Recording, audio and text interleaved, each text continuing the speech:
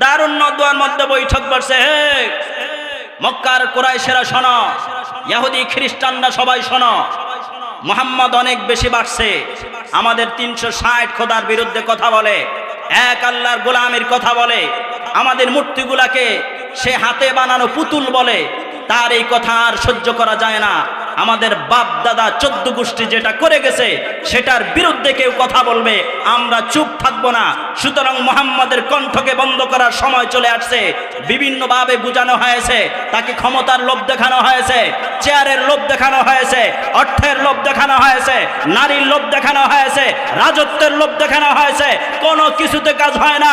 এবার নবী মুহাম্মাদের বিরুদ্ধে ফাইনাল সিদ্ধান্ত নেওয়ার সময় চলে আসছে, ফাইনাল অ্যাকশনের সময় চলে আসছে। বৈঠকে সবাই একত্রিত হয়ে একই কথা বলল, ঠিক আছে এবার নবী মুহাম্মাদের বিরুদ্ধে ফাইনাল অ্যাকশন চলবে। আবু জাহেল ঘোষণা দেয়, যেই ব্যক্তি ফাইনাল অ্যাকশন সফল করবে তাকে আমি 100 উট দিব। নাউজুবিল্লাহ বলি, কি দিবে? 100 উট। যে উটগুলোর দাম বর্তমান বাংলাদেশি টাকায় কোটি কোটি টাকা। কারণ সেই সময় ফাজারু গাড়ি ছিল না, বিমান হেলিকপ্টার ছিল না, রকেট ছিল না, দামি উন্নত তেমন কিছু ছিল না। দামি সম্পদের মধ্যে সবচাইতে দামি সম্পদ ছিল ভালো উটগুলো। আবু জাহেল ঘোষণা দিয়েছে দারুন নদওয়ার মধ্যে, আমি বিভিন্ন আলোচনায় বলে থাকি, দারুন নদওয়া হচ্ছে শয়তানের আড্ডাখানা, ইসলামের শত্রুদের আড্ডাখানা। বর্তমান যেমন আমেরিকা হচ্ছে শয়তানের আড্ডাখানা, গোটা বিশ্বের মুসলমানদেরকে ধ্বংস করার জন্য সব সিদ্ধান্ত আমেরিকার হোয়াইট হাউস থেকে হয়, কি বলেন ঠিক কিনা?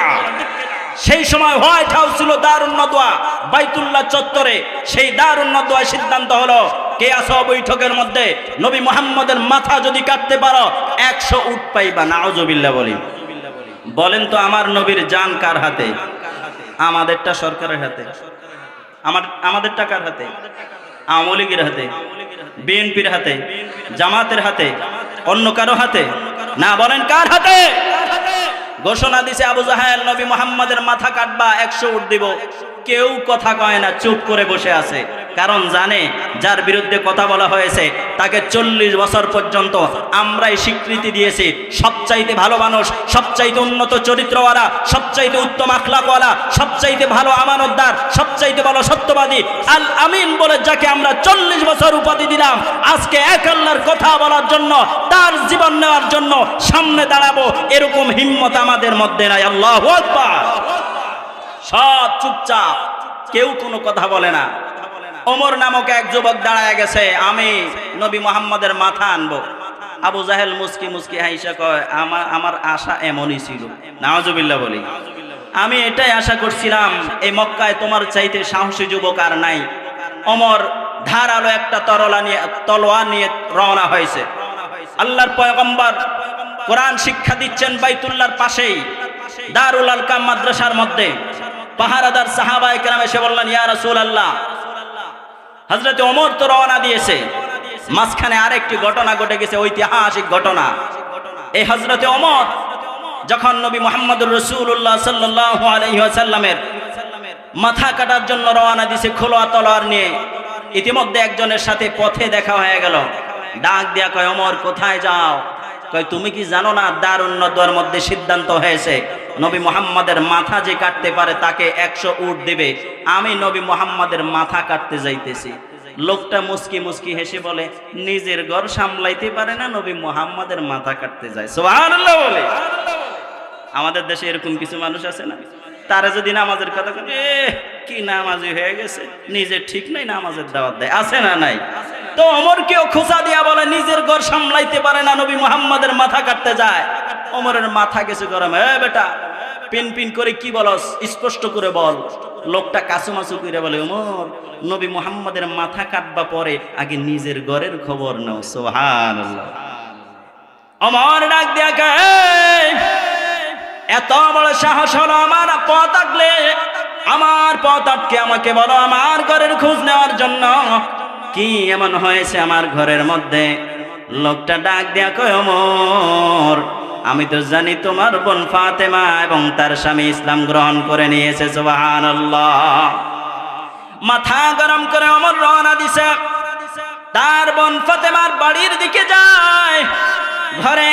কাছে যাওয়ার পর শুনে ঘর থেকে গুনগুন করে কি যেন শব্দ আসতেছে। ওমর ঘরের দরজায় যায় টক টক করে দরজায় আওয়াজ করে, ডাক দিয়া কয়, ফাতেমা দরজা খোল। হযরতে ওমরের বোন ফাতেমা দরজা খুলতে একটু দেরি করলেন, কারণ তিনি কোরআনুল কারীম তেলাওয়াত করতেছিলেন। সেই সময় কোরআনুল কারীম লেখা থাকতো পাথর খণ্ডের মধ্যে, চামড়ার মধ্যে, গাছের ছালের মধ্যে লেখা থাকতো, কাঠ খণ্ডের মধ্যে লেখা থাকতো। কোরআনের অংশ লুকাইতে গিয়ে একটু সময় লাগছে। ওমর দরজার বাহির থেকে হুঙ্কার দেয়, ফাতেমা দরজা খুলবে নাকি দরজা ভেঙে ফেলবো? নাউযুবিল্লাহ বলে। একটু পরেই দরজা খোলা হলো। ঘরের মধ্যে ঢুকেই ডাক দিয়া কয়, ফাতেমা কিসের যেন শব্দ শুনলাম, কি পড়তেছিলা? হযরতে ওমরের বোন জানেন ওমরের যে মাথা গরম, যেই রাগ হযরতে ওমরের, যদি আজকে জানে আমি ইসলাম গ্রহণ করেছি এবং কোরআন পড়েছি আমাকে শেষ করে ফেলবে। হযরতে ফাতেমা কোনো কথা বলেন না। ওমর মাথা গরম হয়ে গেল, কথার উত্তর দেয় না কেন? তার বোনের স্বামী হযরতে সাদকে মার দেওয়া শুরু করছে, পিটানো শুরু করছে। ওমরের বোন ফাতেমা এসে বাধা দেয়, ভাই আমার স্বামীকে আঘাত করো না। কোন স্ত্রীর সামনে যদি স্বামীকে আঘাত করে ওই স্ত্রী সহ্য করতে পারে না। যদিও বা বর্তমান বাংলাদেশের প্রেক্ষাপটটা একটু ভিন্ন। নিজের প্রেমিকের জন্য নিজের ষড়যন্ত্র করে, নিজে পরিকল্পনা করে নিজের স্বামীকে রাতের খাবারের সাথে ঘুমের ওষুধ খাওয়ায়া রাতের অন্ধকারে মাইরা কচুরির নিচে পালায়া দেয়, আছে না নাই?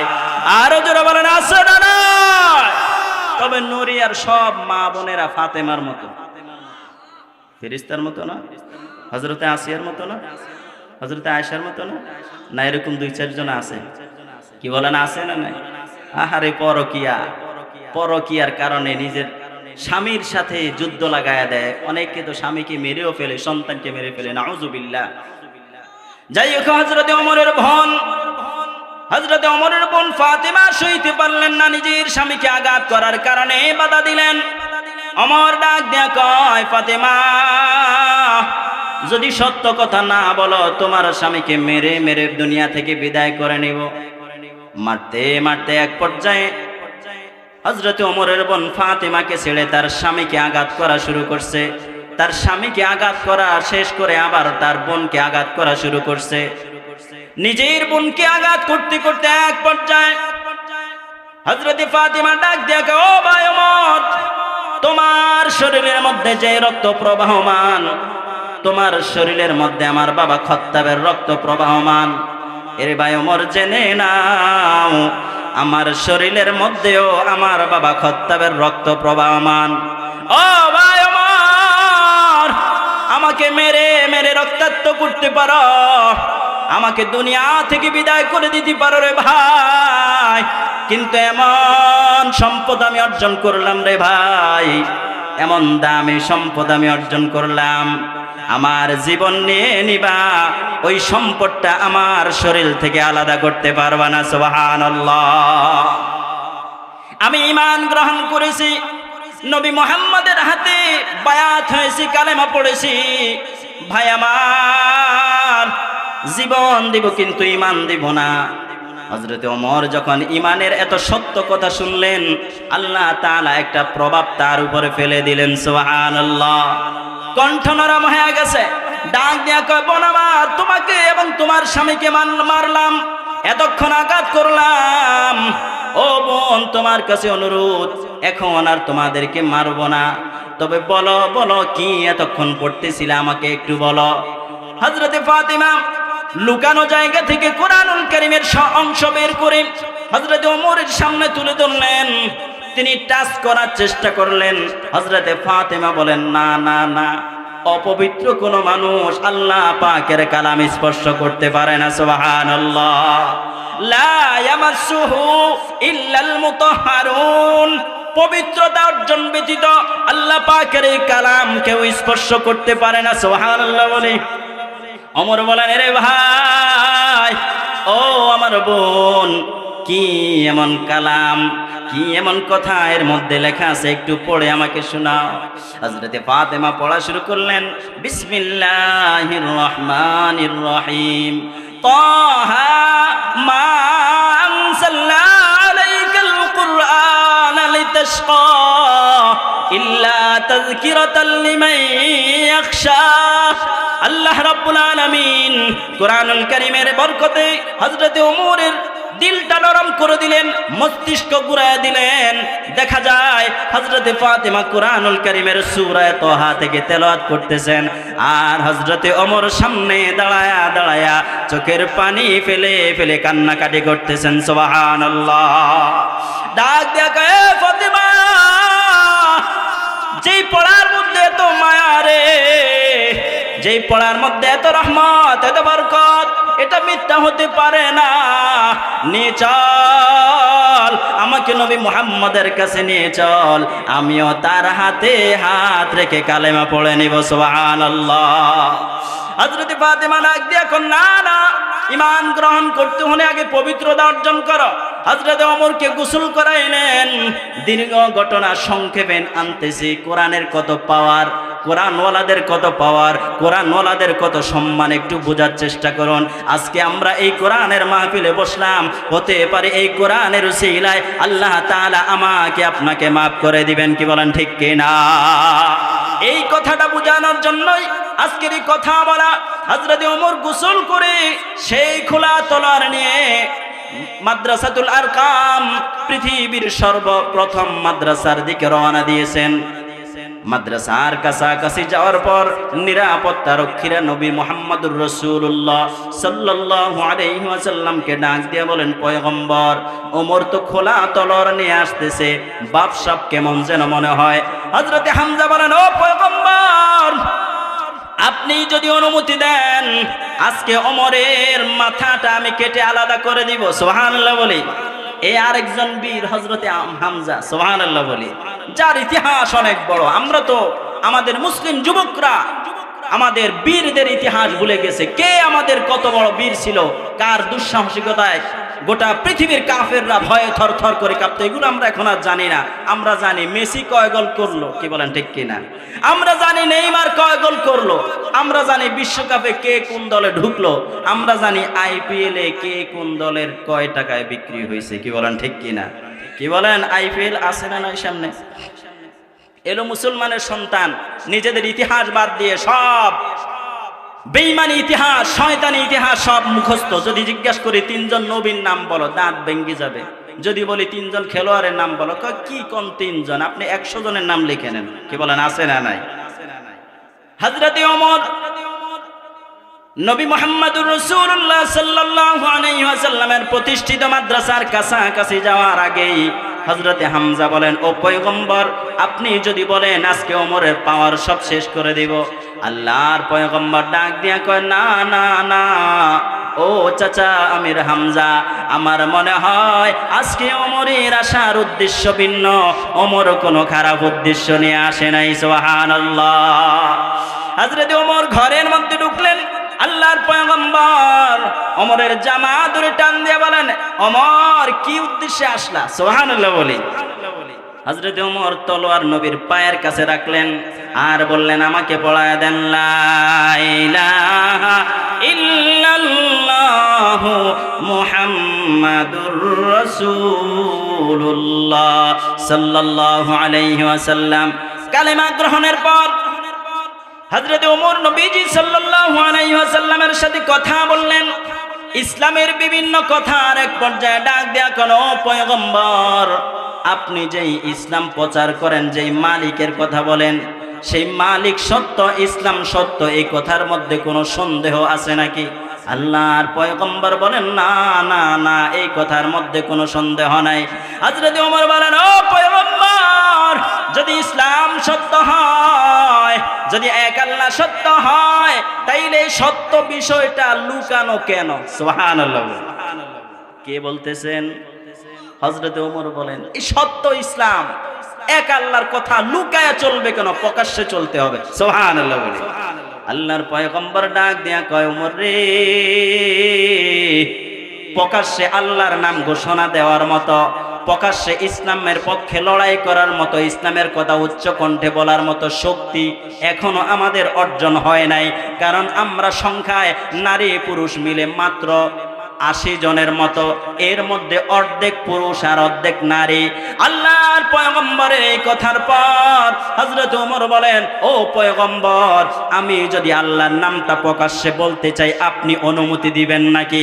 আল্লাহর পয়গম্বর ডাক দেয়া কয়, এরে ওমর, আমার প্রত্যেকটা দোয়ায় তোমার জন্য আমি আল্লাহর কাছে দোয়া করতাম, আল্লাহ দুই ওমরের এক ওমরে তুমি হেদায়েত দিয়া দাও। সুবহানাল্লাহ। দুই ওমরের একজন হচ্ছেন হযরত ওমর, আবার আবু জাহেলের আরেকটা নাম ছিল ওমর। আল্লাহ দোয়া করছেন দুই ওমরের জন্য।